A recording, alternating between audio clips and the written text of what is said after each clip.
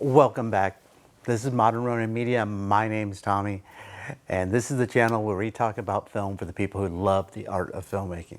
On this really quick video, I wanted to tell you guys I just got back literally 2 hours ago from seeing Top Gun Maverick.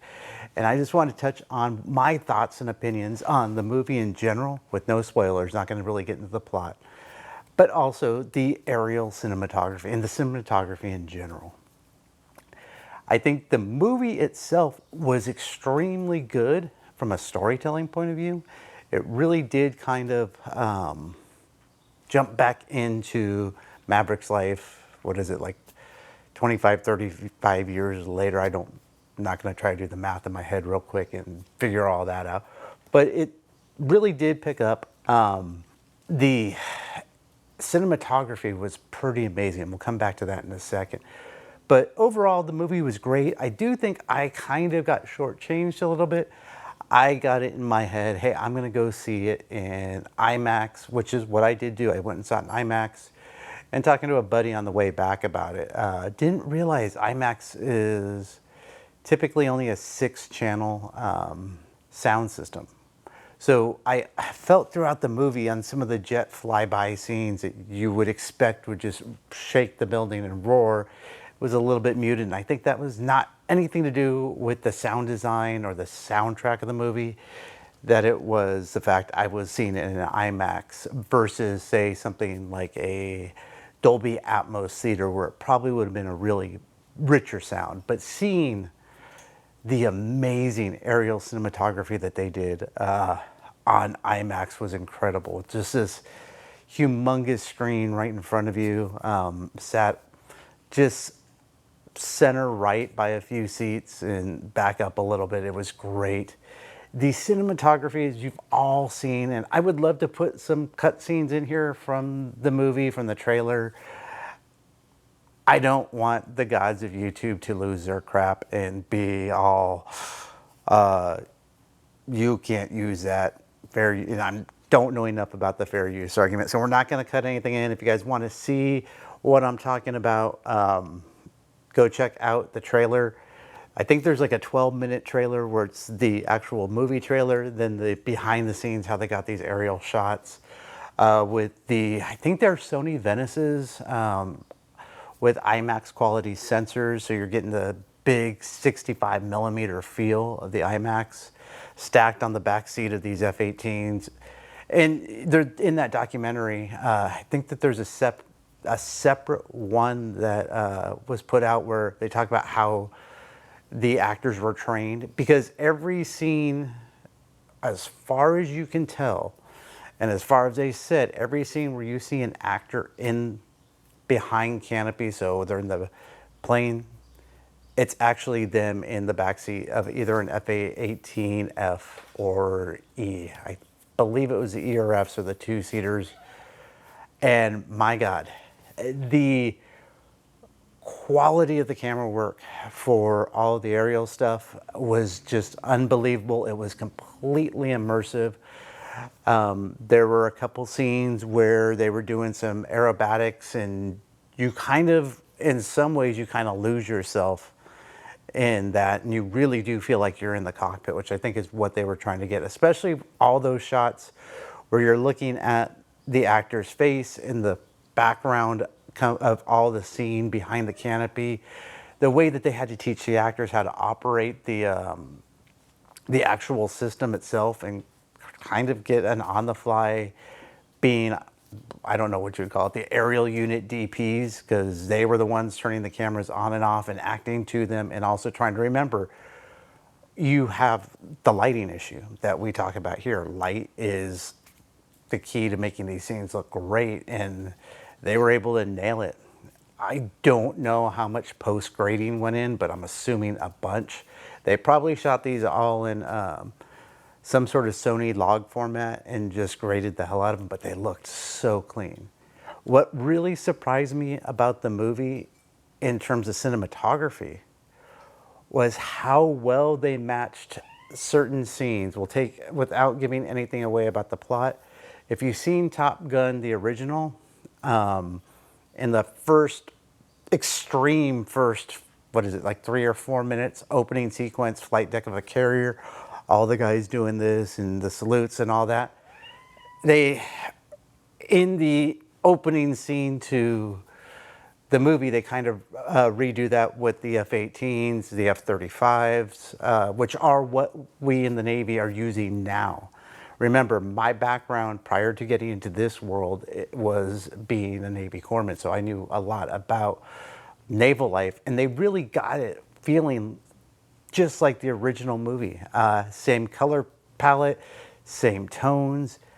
I really wish I could figure out exactly what they shot that on. I don't know if they were using the same, if everything was shot on those same Sony Venice sensors that they were inside the cockpit, or if they were shooting on something different, say a Lux 65, Red V Raptor, I don't know, but they nailed the original look and feel of that opening sequence to how it is in the modern, like the new movie.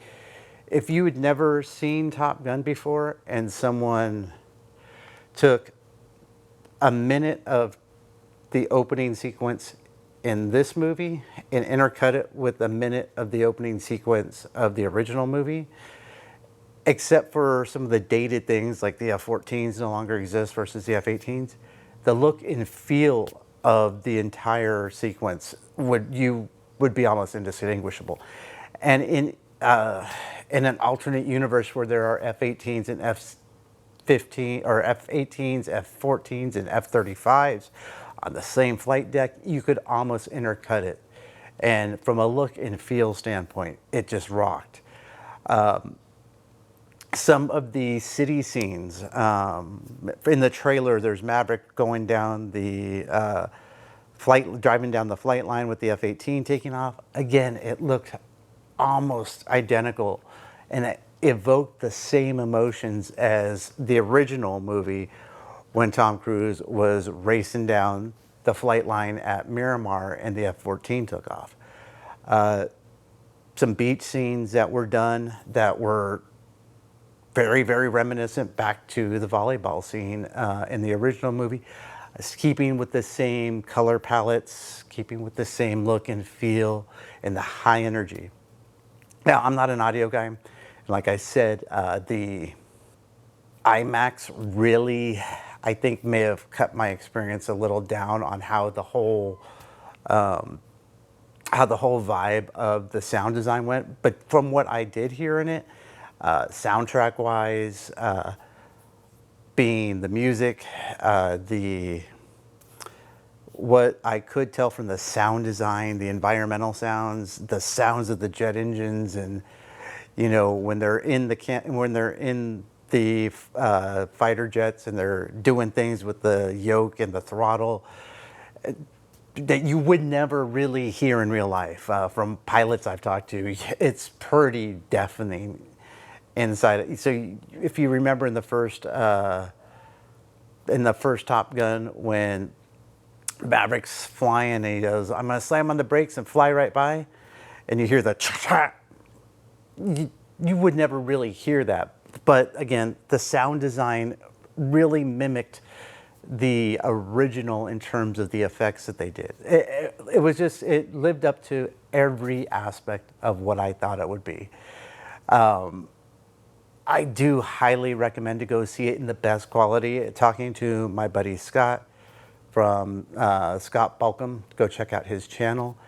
XD, I think he said it was. Cinemark's XD is kind of, I don't want to say more modern, but I guess that's the best way to put it, a better version of IMAX. Huge, huge screen. I think he said that it's a huge curved 230-degree screen.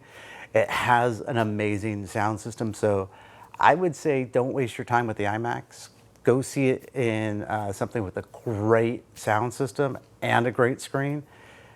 But other than that, get out there and go check it out. Tell me what you think if I called the cinematography right. Like I said, the aviation stuff, you've probably, if you're watching this channel or any of these filmmaking channels, you've probably seen the behind the scenes on that. And I could go into some other details, but really it is going to be your own take. The one thing I do want to add that I noticed is And if you go back to the original Top Gun as well, there wasn't a lot of night scenes. And especially, I don't quote me on this, but I don't think that there was a single night scene in the planes that really I remember specifically. I take that back. There is one, but you'll see that. But in terms of large production wise, there's very, in terms of large production wise, the night scenes are that big versus a 2 hour and 11 minute long movie. And I think they did that specifically because the way the cameras were rigged, that it was really hard to get the look and feel that they were going for by doing some night flying scenes. But that's it. Go check it out. Let me know what you think of this. As always, do me a favor, like, subscribe, share this, comment. And as I always say, don't worry about the best equipment.